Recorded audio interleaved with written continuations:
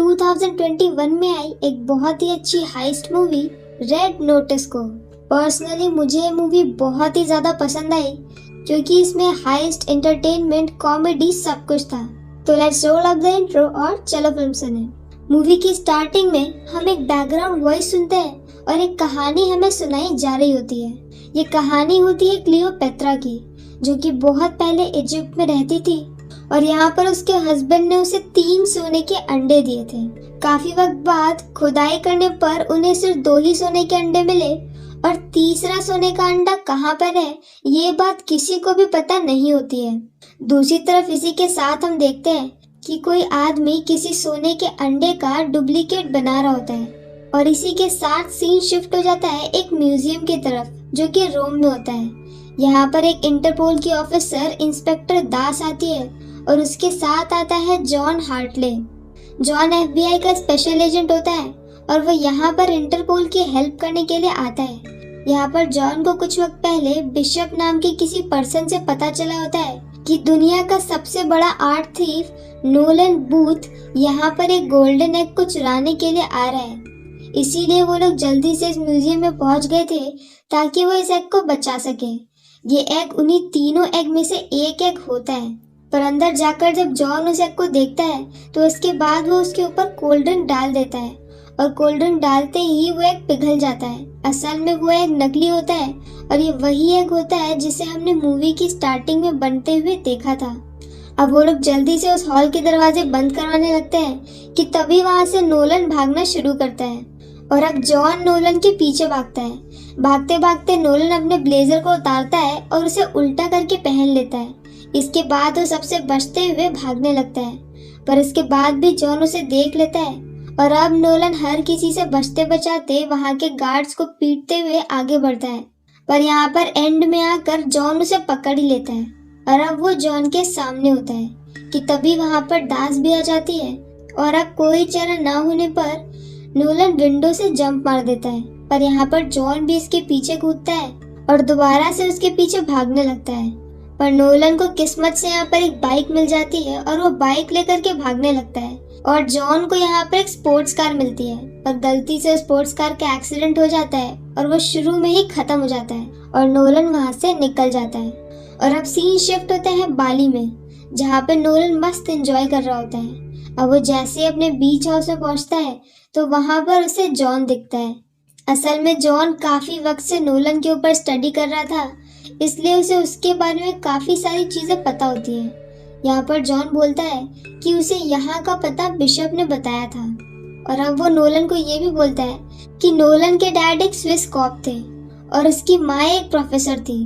वो 6 साल की उम्र से ही चोरी करने लगा था और वो पैसों के लिए चोरी नहीं करता है, बस उसे फेमस होना होता है। इसीलिए वो ऐसी जगहों पे चोरी करता है जहाँ पर चोरी करना मुश्किल हो और जहाँ पर चोरी करके वो हेडलाइंस में आ सके। और इतना बोल करके वो उसे अरेस्ट कर लेता है। और अब सीन शिफ्ट होता है एक वैन की तरफ जिसमें उसे बिठा करके लेकर के जाना था। यहाँ पर दास बोलती है कि एग को दूसरे वैन में रखेंगे और नोलन को दूसरे वैन में रखेंगे। और जिस वैन से एग को जाना होता है उसी वैन से जॉन भी जा रहा होता है। यहाँ पर वो एक कॉप को वैन का दरवाजा बंद करने के लिए बोलता है और आगे की तरफ चला जाता है, पर वो कॉप असल में एक चोर होती है और उसी का नाम होता है बिशप। बिशप यहाँ पर नकली एग रखती है और असली एग ले करके वहाँ से निकल जाती है। अब सीन शिफ्ट होता है एक बार में, जहाँ पर जॉन से मिलने के लिए दास आती है। दास यहाँ पर बता देती है कि वो एग नकली है और रास्ते में किसी ने उस एग को चोरी कर लिया था और आज ही के दिन जॉन के अकाउंट में $8 मिलियन आ चुके हैं। और साथ ही में उसने FBI में पता किया तो उसे पता चला कि वहाँ पर वो किसी भी जॉन को नहीं जानते हैं। तो दास को ऐसा लगता है कि जॉन ही चोर है और इसी के साथ वो उसे अरेस्ट कर लेती है। वो उसे अरेस्ट करके रशिया के उस जेल में भेजती है जहाँ पर उसने नोलन को भी भेजा होता है और यहाँ पर वही दोनों सेलमेट्स भी होते हैं। नोलन का कैरेक्टर यहाँ पे हर चीज को मजाक में लेने का और हर बात में जोक क्रैक करने का होता है, जो कि इस मूवी का बेस्ट पार्ट भी होता है। अब नेक्स्ट सीन में नोलन और जॉन मेस में बैठे होते हैं तो यहाँ पर नोलन जॉन को बताता है कि इजिप्ट के एक बहुत बड़े बिलियनियर ने ऐसा बोला है कि जो भी उसकी बेटी की शादी के लिए उसे तीनों गोल्डन एग ला करके दे देगा, उसे 300 करोड़ डॉलर मिलेंगे। और इसीलिए बिशप और नोलन दोनों ही उन एग के पीछे लगे होते हैं कि तभी वहाँ पर कुछ गार्ड्स आते हैं और उन्हें ले करके एक ऑफिस में जाते हैं। और अब यहाँ पर उनके सामने होती है बिशप, जो कि यहाँ पर जेल की कैप्टन बन के आई थी। बिशप एक लड़की होती है और वो एक बहुत अच्छी हैकर होती है। पहला एग तो उसके पास आ चुका होता है और दूसरा एग भी वो चुरा लेगी, पर तीसरे एग का पता किसी को भी नहीं होता है सिवाय नोलन के। अब वो नोलन को बोलती है कि वो उसे तीसरे एग का पता बता दे तो बदले में वो उसे 10% पैसे दे देंगे और साथ ही में वो दोनों इस जेल से भी छूट सकते हैं। अब क्योंकि बिशप भी नोलन की तरह ही एक आर्ट थीफ होती है और वो खुद को नंबर 1 मान रही होती है और इन दोनों के ही बीच में नंबर 1 बनने का कंपटीशन चलता रहता है। इसीलिए नोलन उसकी बात नहीं मानता है और उसको ऑफर रिजेक्ट कर देता है। तो इसके बाद बिशप वहाँ से चली जाती है, पर जाने से पहले वो जॉन को बता देती है कि उसी ने जॉन को जेल में भिजवाया है। अब क्योंकि वो बहुत अच्छी हैकर थी तो कंप्यूटर को हैक करके FBI में से उसका नाम हटा देती है और जब दास कॉल करके FBI में पता करती है तो वो कॉल वो अपने पास ट्रांसफर कर लेती है। साथ ही में वो उसके अकाउंट में $8 मिलियन भी ट्रांसफर कर देती है ताकि जॉन को भी सजा हो जाए और अब जॉन उसके पीछे उसे पकड़ने के लिए ना पाए। अब नेक्स्ट सीन में जॉन और नोलन वहीं पर एक दीवार बना रहे होते हैं। यहाँ पर उन्हें पत्थर के टुकड़ों को लगाना होता है और उनसे मिला करके एक दीवार तैयार करनी होती है। जॉन से एक पत्थर गिरने वाला था तो नोलन वहाँ पर एक छोटा सा पत्थर लगाकर पूरी वॉल को बैलेंस कर देता है। अब जॉन यहाँ पर नोलन को एक ऑफर देता है। वो कहता है कि अगर वो उसकी हेल्प करे बिशप को पकड़ने में तो फिर वो बिशप को पकड़ करके जेल में डाल देगा और बदले में नोलन यहाँ का नंबर 1 आर्ट थीफ बन जाएगा। अब क्योंकि नोलन को नंबर 1 तो बनना ही होता है तो वो इसके लिए मान जाता है और नोलन को पता होता है कि इसके बाद बिशप कहाँ जाएगी। असल में जो सेकंड एग होता है वो सोतो वोस नाम के एक आर्म डीलर के पास में होता है। वो एग उसी के घर में होता है। तो अब इसके बाद बिशप उसी एग को चुराने के लिए जाएगी और उस आर्म डीलर के घर में एक पार्टी होने वाली होती है। तो उन्हें कैसे भी करके पार्टी से पहले इस जेल से भागना होगा और यहाँ पर नोलन का प्लान भी रेडी होता है। और नेक्स्ट सीन में वो साबुन लेता है जिसमें बहुत सारा ग्लिसरीन मिला होता है। इसके बाद वो उसे नाइट्रोजन के डब्बे में डाल देता है और फिर मशीन के अंदर रख देता है। इससे वहाँ पर एक नेचुरल बॉम्ब बनता है और वो ब्लास्ट हो जाता है, जिससे कि वहाँ पर अफरा तफरी मच जाती है और इसी का फायदा उठा करके वो लोग भागने लगते हैं। भागकर वो उसी वॉल के पास पहुंचते हैं जहाँ पर नोलन वही छोटा वाला पत्थर हटा देता है जो कि उसी ने लगाया था और पत्थर हटाते ही वो पूरी वॉल नीचे गिर जाती है। अब वो लोग उसी बिल्डिंग के एजेस पे चलते चलते दूसरी तरफ को पहुंच जाते हैं। दूसरी तरफ वहाँ पर एक चॉपर होता है पर वहाँ पर गार्ड्स भी होते हैं। तो जैसे तैसे करके वो लोग फायरिंग वायरिंग करके चॉपर तक पहुंच जाते हैं और बहुत ही मुश्किल से वहाँ से निकल पाते हैं। दूसरी तरफ वो दोनों भाग गए हैं ये पता चलते ही बिशप ये बात पुलिस के सिक्योरिटी सिस्टम के थ्रू दास को बता देती है और अब दास भी उन दोनों के पीछे लग जाती है। और अब जॉन और नोलन भाग करके नोलन के फ्रेंड के पास पहुंचते हैं जहाँ पर उसने उनके लिए प्लेन का, कपड़ों का, हर चीज का इंतजाम करके रखा होता है। अब यहाँ प्लेन में अंदर नोलन अपना प्लान बताता है। वो बताता है कि सोटो के घर में पार्टी होने वाली है और उसके बेडरूम में अंदर एक वॉल्ट है और वॉल्ट के अंदर वो एक रखा हुआ है। उस वॉल्ट को खोलने के लिए उसकी आवाज और उसका फेस लगेगा और इसके लिए वो लोग एक हाईटेक डिजिटल डिवाइस को यूज करेंगे। इससे पहले वहाँ पर कोड्स डाले जाते हैं और वो कोड्स उसके फोन में है और फोन उसके फिंगरप्रिंट से ही अनलॉक हो सकता है। तो उन्हें उसके फिंगरप्रिंट और वो फोन भी चाहिए होगा। साथ ही में उसके बेडरूम के सामने 2 गार्ड्स रहते हैं और वो एक बार ही अपनी ड्यूटी चेंज करते हैं और ये वक्त होता है बीच में 45 सेकंड का, जिस वक्त में वो उस बेडरूम के अंदर एंटर कर सकते हैं। अब नेक्स्ट सीन में ये दोनों इस पार्टी में पहुंच जाते हैं जो कि एक मास पार्टी होती है और यहाँ पर उनका प्लान होता है कि नोलन फिंगरप्रिंट लेगा और जॉन फोन चुराएगा। पर तभी जॉन को वहाँ पर बिशप दिख जाती है तो वो बिशप के पास चला जाता है। वो कहता है कि वो बिशप को पकड़ना चाहता है ताकि वह FBI के सामने खुद को बेगुनाह प्रूफ कर सके। पर जाहिर सी बात है कि बिशप ऐसा कुछ भी नहीं करने वाली है। इसके बाद वो बिशप के साथ डांस करने लगता है और इतनी सुंदर लड़की को किसी और गेस्ट के साथ डांस करता हुआ देखकर वहां पर सोटो आ जाता है और जॉन की जगह वो बिशप को डांस करने के लिए पूछ लेता है और यहीं पर मौका पाकर जॉन उससे लड़ जाता है और लड़ते लड़ते वो उसका फोन भी चुरा लेता है। असल में जॉन का प्लान होता है कि वो बिशप के साथ डांस करके सोटो के सामने उसे जला दे ताकि वो उसके पास खुद ही चल के आ जाए। नोलन ने अब तक ग्लास ले लिया होता है जिस ग्लास के ऊपर सोटो के फिंगरप्रिंट होते हैं। इसके बाद वो वेटर की ड्रेस में जाता है और अचानक से जाकर के जॉन से लड़ जाता है। अब क्योंकि वो वेटर होता है और जॉन के कपड़ों पे ड्रिंक कर गई है तो फिर वो उसे वॉशरूम की तरफ लेकर जाने लगता है। यहाँ पर बहुत सारे गार्ड्स कैमरा पर हर चीज देख रहे होते हैं, पर क्योंकि वो एक वेटर होता है और वो एक गेस्ट होता है इसीलिए उन दोनों के ऊपर किसी को भी शक नहीं होता है।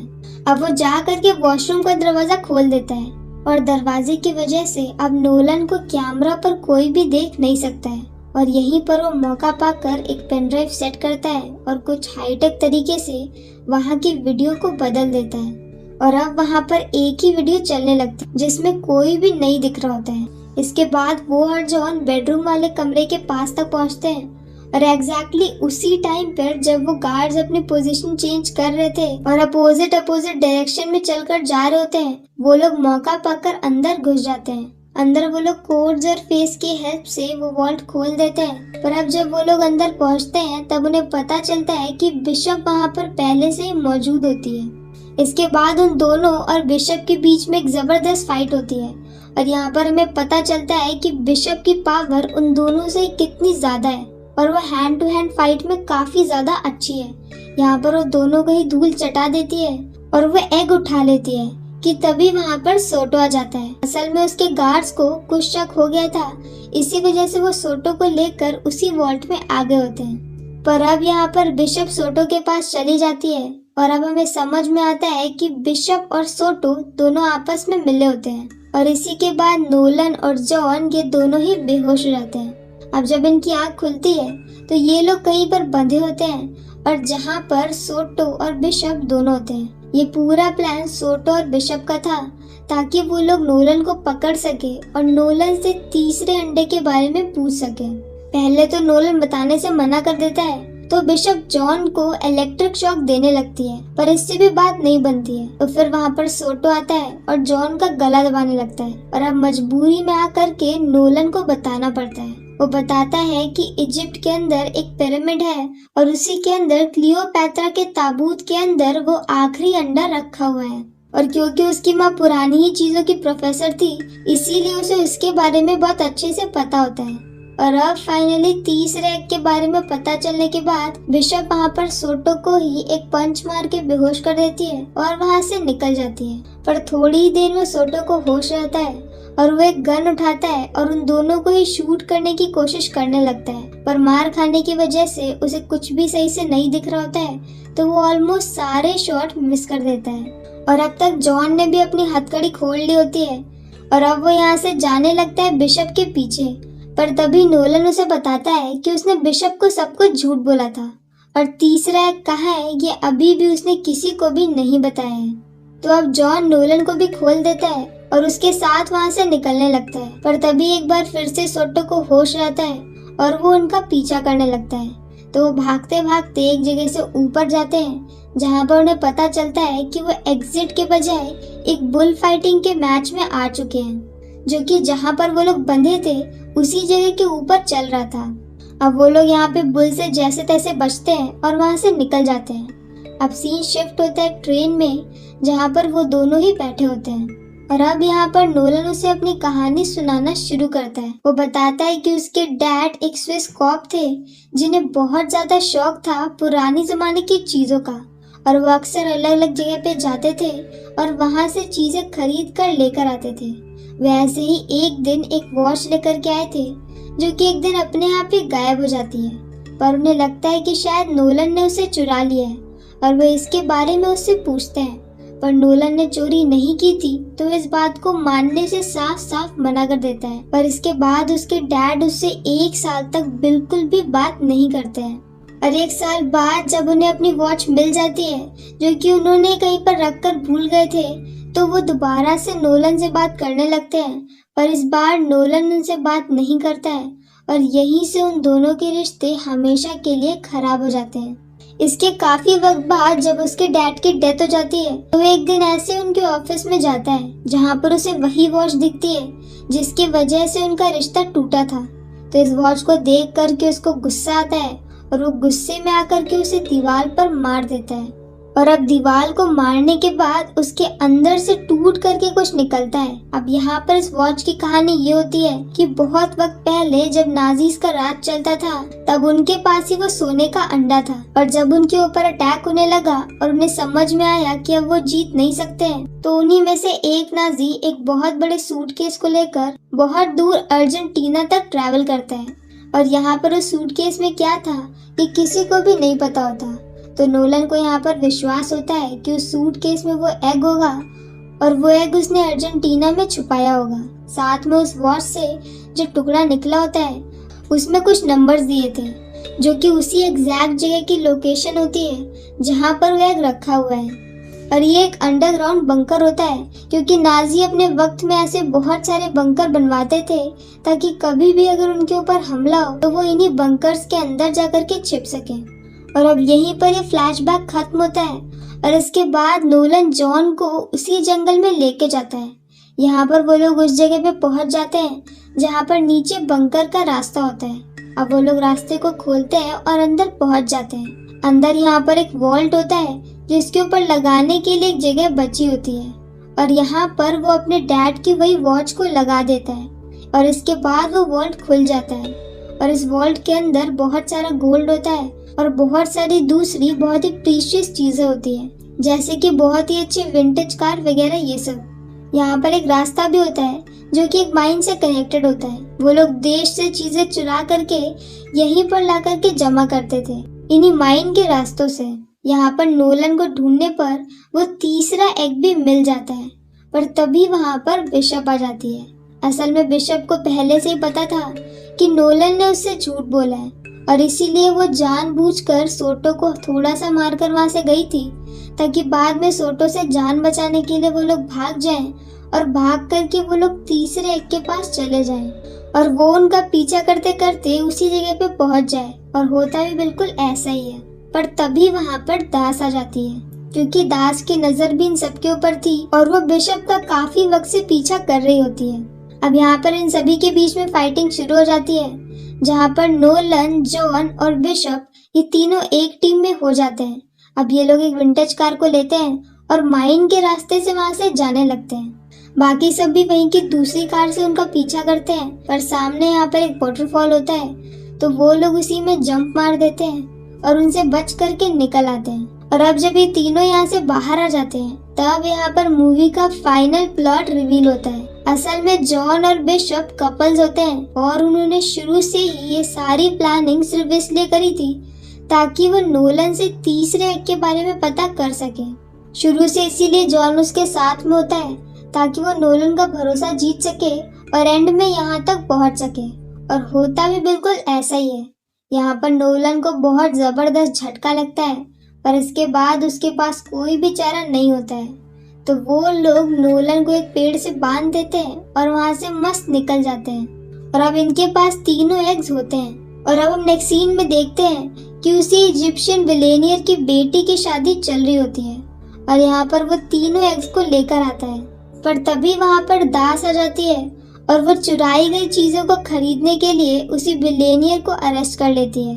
पुलिस को यहाँ पर देखकर जॉन और बिशप यहाँ पर चुपके से भाग जाते हैं और सीन शिफ्ट हो जाता है उनकी बोट पर जहाँ पर 6 मंथ बाद वो मस्त एंजॉय कर रहे होते हैं। उनके अकाउंट में 300 करोड़ डॉलर होते हैं तो उन्हें पैसे की कोई भी दिक्कत नहीं होती है। पर तभी वहाँ पर नोलन आ जाता है और वो उन्हें बताता है कि बदला लेने के लिए उसने दास को उनके अकाउंट के बारे में सारी डिटेल्स बता दी और अब उनके 300 करोड़ गवर्नमेंट के अकाउंट में है और अब वो दोनों ही कंगाल हो चुके हैं। पर उसे उनसे कोई ग्रजेस नहीं है क्योंकि चोरों का यही काम होता है कि वो एक दूसरे को बीट करते हैं और खुद चोरी करने की कोशिश करते हैं। और इसी के साथ नोलन ये भी बोलता है कि उसे एक और ऑफर आया है जिसमें उसे पहले वाले से भी ज्यादा पैसे मिलेंगे और यहाँ पर वो 3 लोग की टीम चाहते हैं। और अब क्योंकि जॉन और बिशप के पास पैसे नहीं होते हैं तो वो दोनों इस काम के लिए मान जाते हैं और मूवी के एंड सीन में हम तीनों को साथ में देखते हैं और इसी के साथ ये फिल्म यहीं पर खत्म हो जाती है। अब जाहिर सी बात है कि एंड सीन को देख करके लगता है कि इसका सेकेंड पार्ट जरूर आएगा और जब भी आएगा मैं उसका जरूर वेट करूंगी, क्योंकि पर्सनली मुझे ये मूवी बहुत पसंद आई और आप सभी को ये मूवी एक बार देखनी चाहिए। तो इसी के साथ हमारी आज की वीडियो यहीं पर खत्म होती है। अगर आपको हमारा एक्सप्लेन पसंद आया हो तो प्लीज हमारी वीडियो को लाइक करें, शेयर करें और हमारे चैनल को सब्सक्राइब करें। मिलते हैं नेक्स्ट वीडियो के साथ। Bye bye.